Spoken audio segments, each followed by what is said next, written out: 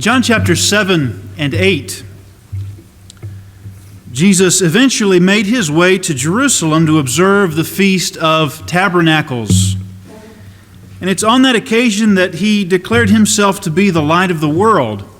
In chapter 8, in verse 12, he said that he was the light of the world, and then added that whoever follows me will not walk in darkness, but will have the light of life. I suppose of all of the descriptions we have of Jesus, light comes to mind. It's a warm and welcoming, hopeful symbol that Jesus uses to describe himself and what he seeks to do for us who would appeal to him.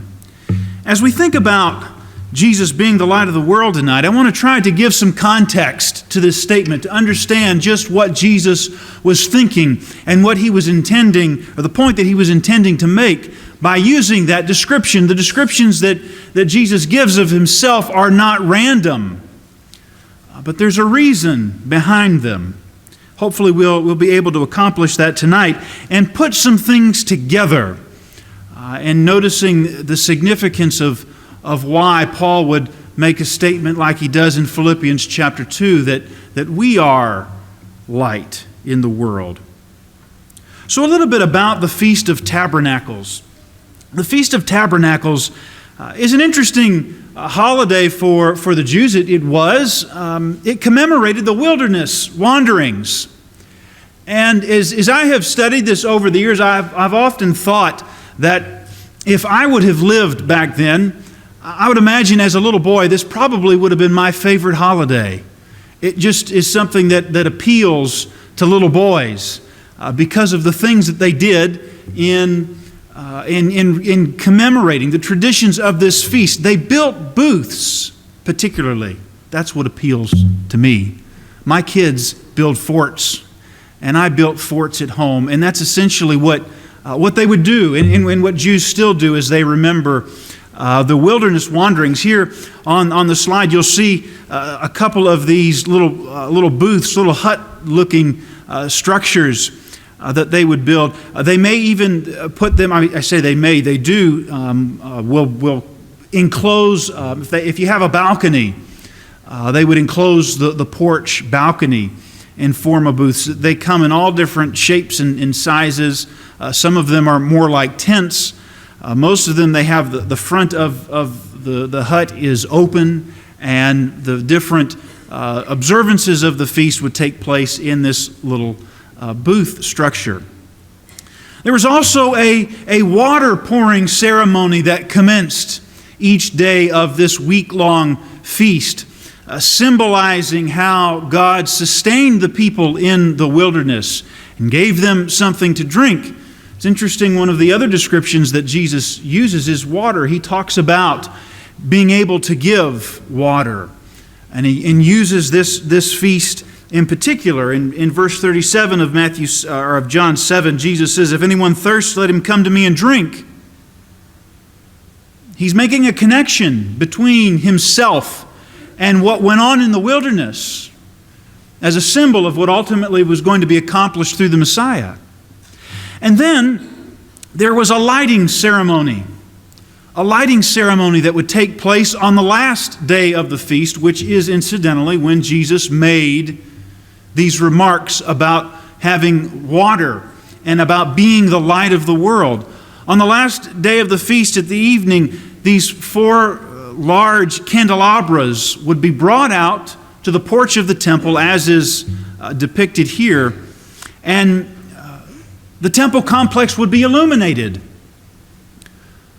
which had to have been an impressive sight to see each year. Living in the desert, in a place where there isn't infrastructure the way we have infrastructure, it's dark. I don't know if you've ever been in a place like that. Some of you probably have in your travels, in countries that don't have infrastructure. They don't have street lights. And if you're out at night in a place like that, it's dark. To be in the ancient world where infrastructure wasn't even considered to the way it is now, lighting much less, to be able to illuminate something in the desert is significant. and would have left an impression. Again, I imagine as a little boy it would have been something to see.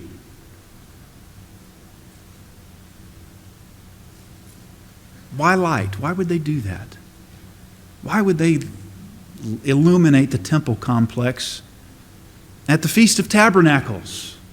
Well, the light, of course, the lighting ceremony was a commemoration of the light that was given to them in the wilderness. Do you remember how they were given light in the wilderness? God's presence was known in the wilderness in the pillar of fire. Now, try to place yourself among Israel, wandering in the wilderness. The wilderness was a punishment. It was a punishment for the people because of their lack of faith that God would provide the means by which they would take the promised land. And so they wandered in the wilderness for 40 years. An entire generation of people died off. And they were just out there in the desert. The desert is a vast, overwhelming place. At night, you could imagine the sense of isolation and loneliness, depression that would take place among the people. Yet, God's presence was known and experienced.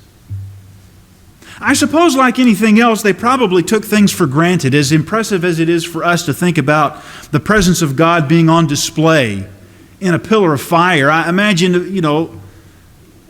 there were times where they took it for granted. But I suppose at other times it would have been a very hopeful sight, a very calming sight, especially in those dark nights of loneliness and despair. That's what they thought about at the Feast of Tabernacles, and that is the precise time in which Jesus declared that He was the light of the world. Jesus is connecting Himself to what went on in the wilderness. What went on in the wilderness was symbolic. It was a sign pointing to what was going to happen in the future. How is the presence of God going to be known and experienced in the future? How is the presence of God going to be able to guide and direct and to lead people out of hopelessness and the darkness of sin and despair? It was going to come through the Messiah. And there He was. There He was. For everyone to see. For everyone to listen to. He's the light of the world. Now, if you don't know much about the Feast of Tabernacles, you don't make those kinds of connections. But those connections help illuminate a text like John 7 and 8. Now, as we think about the implication of this, evidently what went on in the wilderness is a depiction of something far greater at work. The fact of the matter is that people are living in darkness. People were living in darkness in the days of Israel. They were living in darkness in the days of Jesus, and they live in darkness today. Yet the presence of God can be known, can be experienced, can be used to be led out, can be used to be led through to a better life, to a more hopeful future. How would you characterize the darkness in which people live today? Now, certainly there is a form of darkness that we are quick to acknowledge and point out as it relates to evil and moral depravity that exists in the world. And that's part of the darkness. You think of Jesus telling Nicodemus under the cover of darkness, well, why won't people believe in who He is and what He came to do? It's because men love darkness rather than light, He says. But there's another kind of darkness. It doesn't just have to do with moral depravity. It has to do with isolation, confusion, aimlessness. A lot of people are confused. A lot of people in the world are aimless. And they're hopeless. The world is a wilderness. Unless you have the guiding light of Jesus, this world doesn't make any sense. I mean, this world is either just some kind of random experiment or some kind of cruel joke. It just doesn't make any sense. We struggle to understand our purpose. We struggle to understand what goes on down here and what happens and why things happen. Nobody can figure it out, can they? Nobody can figure it out. And because we can't figure it out, we just sort of come to our own conclusions about things. In Isaiah chapter 59, and verses 9 and 10, think about the description that's laid out in this text as it relates to the darkness of our time. He says, therefore, justice is far from us. Is justice far from us in our world today? And righteousness does not overtake us.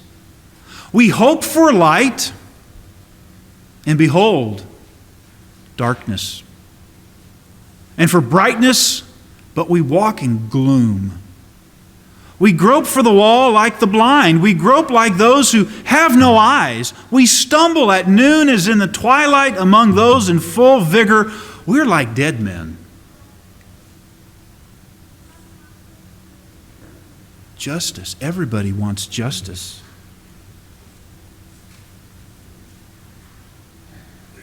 But so often justice is nowhere to be seen.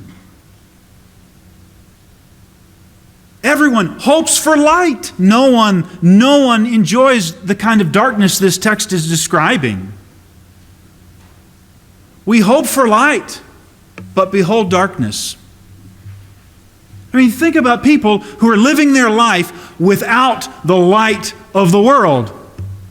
People living without Jesus. They want hope. They're looking for it in all sorts of places, but can't seem to find it. We grope for the wall like the blind.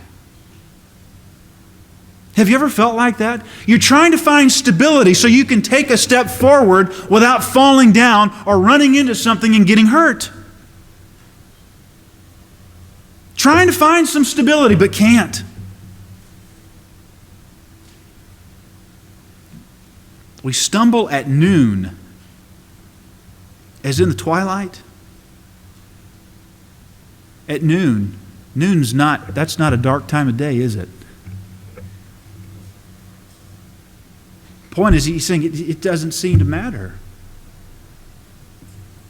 It doesn't seem to matter how bright the sun is. Walking in gloom. You don't have many gloomy days here in Houston, do you? Compared to where I come from, you sure don't. There's lots of sunshine down here.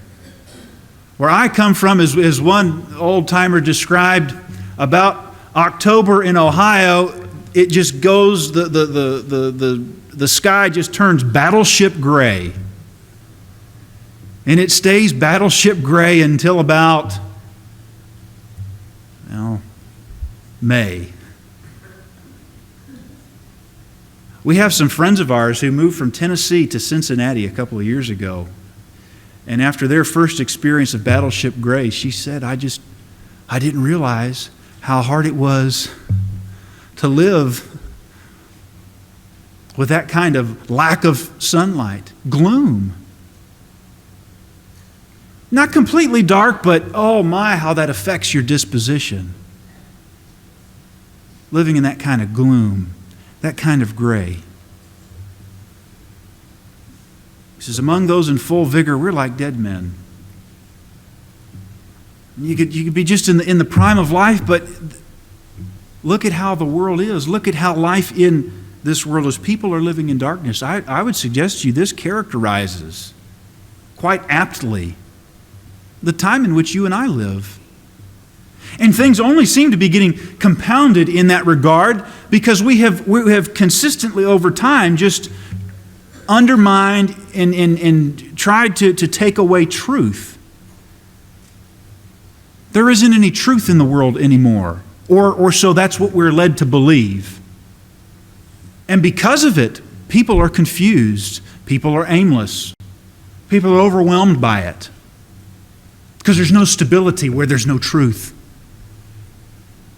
We're like this blind man trying to find it, trying to grab onto something stable, but we can't. Because everywhere we go, we're told things are not as they seem. So we need light. We need light. We need light more than ever before in our lives. Where are we going to find it? Well, through Jesus. Light leads to life. Think about that. Light leads to life. Sometimes we have such a bad attitude when it comes to Jesus and when it comes to the message that He brought the world. Certainly the world has a perception of Him. And a lot of people, they really haven't taken the time to really get at His message. They just believe what they've heard, what other people have said about Him. And what our society teaches is that Jesus and His message is the problem. He's the problem for all of the mess in the world. If you want to find peace and stability and fulfillment, you don't look to Jesus for that, because Jesus He's the problem. I just tell you to, read John 7 and 8 on your own sometime. Read what He actually said. Sometimes as Christians, though, we have a similar attitude. I've said it before. Sometimes we're like teenagers. Teenagers look at their parents as if their parents are just trying to get in the way of them having a good time. Sometimes as Christians, that's how we look at Jesus. Jesus is just trying to keep us from enjoying life. Just the opposite is true. Just the opposite is the case. He says that He leads to life. You won't walk in darkness. The darkness that we just read about from Isaiah, He says you won't have to live like that. You can find stability and direction and purpose. I mean, if you have direction, you know who you are and where you're going. That's what Jesus offers us. There's so many people living in this world, they don't know who they are, they don't know where they're going. And so what are they doing? They're just wasting their life. Wasting their life away. It's not necessary.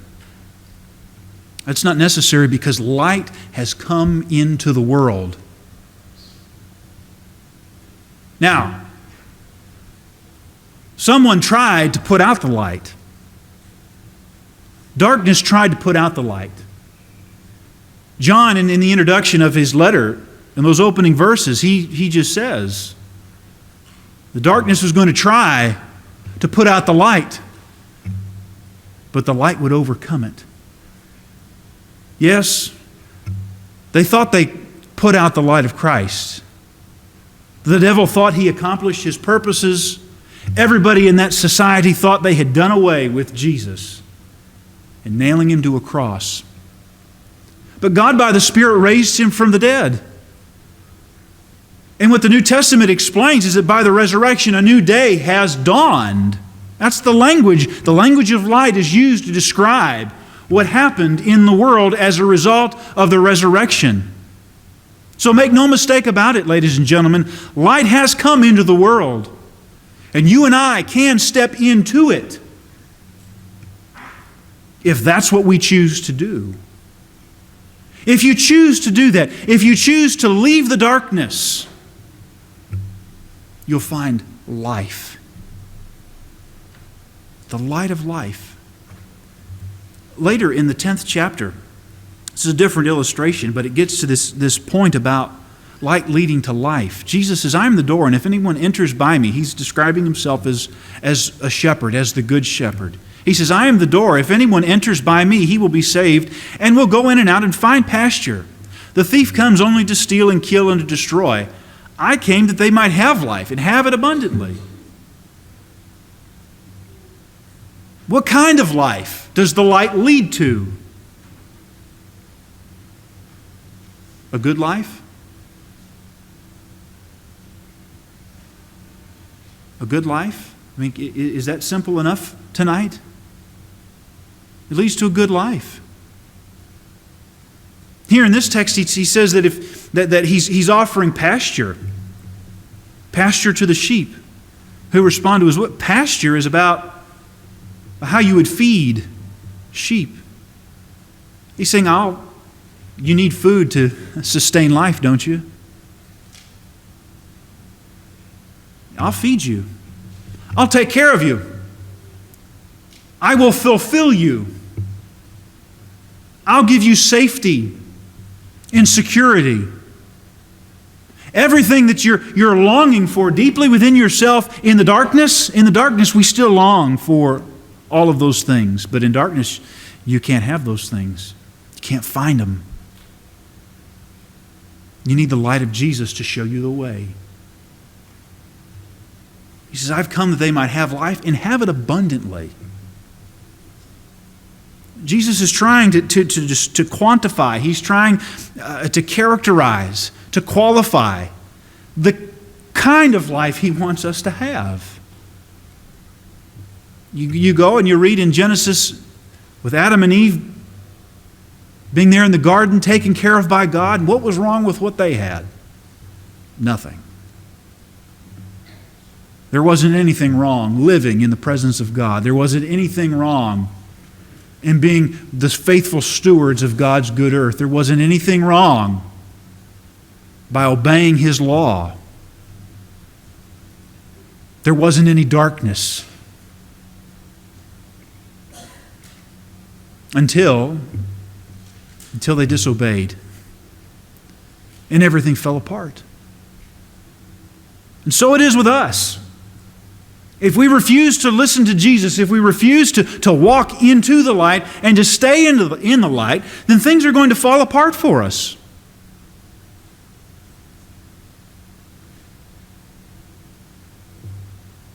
So we need to lay hold of the life that Jesus offers us. Lastly, Christians are lights. Christians are lights. So you go from Israel wandering in the wilderness, yet having the presence of God and the pillar of fire. All of that symbolically pointing to the time in which Jesus would come into the world as the true light, to offer what the soul needs. And so through our faith and our obedience, we come into the light, and to stay in the light, well then what? Well then we become light. We become the children of light. We become pockets of light, beacons of hope in a dark world, showing people what is possible when they come into the light of Christ. In Philippians chapter 2, Paul puts all of this together. He brings all of this together. It summarizes everything that I've tried to tell you tonight. All the way from the wilderness to right now where we are. He uses the Exodus, connects the Exodus to Jesus, and then tells the saints at Philippi what it means to them. He says, therefore, my beloved, as you've always obeyed, so now not only as in my presence, but much more in my absence, work out your own salvation with fear and trembling. For it is God who works in you both to will and to work for His good pleasure. Do all things without grumbling or disputing, that you may be blameless and innocent, children of God without blemish, in the midst of a crooked and twisted generation, among whom you shine as lights in the world, holding fast the word of life.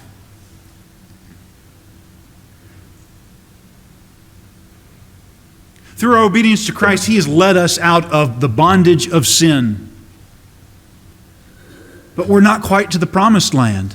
We're still working out our salvation with fear and trembling. And in so doing, don't grumble and complain and grow weak in your faith as Israel did. Many of whom did not see the promised land because of their lack of faith. Rather, remember who you are, what you are, the responsibility that you have to be the light of the world by holding fast to the word of life. Holding fast to the word of life is about remaining true to Jesus and to His message. Holding fast to the word of life means valuing and treasuring His word, the Scriptures, the Bible. That's how you let your light shine to the glory of God and to the hope of those who are stumbling around in the darkness of sin. I am the light of the world.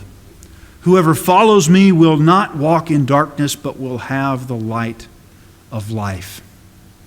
Are you following the light of the world tonight? It's getting dark. Early and earlier, it's getting dark. Are you following close to the light? If we can encourage you to do that tonight, we want you to. If you're in darkness, there's no reason to stay there. No excuse to stay in darkness. God has gone to great lengths to make His loving presence known in the light of His Son. And if you would respond in obedience to Him, you can begin a new life in His light, in the hope of eternal life around His throne. If we can help you be saved tonight, please come forward and make your request known right now as together we stand and sing.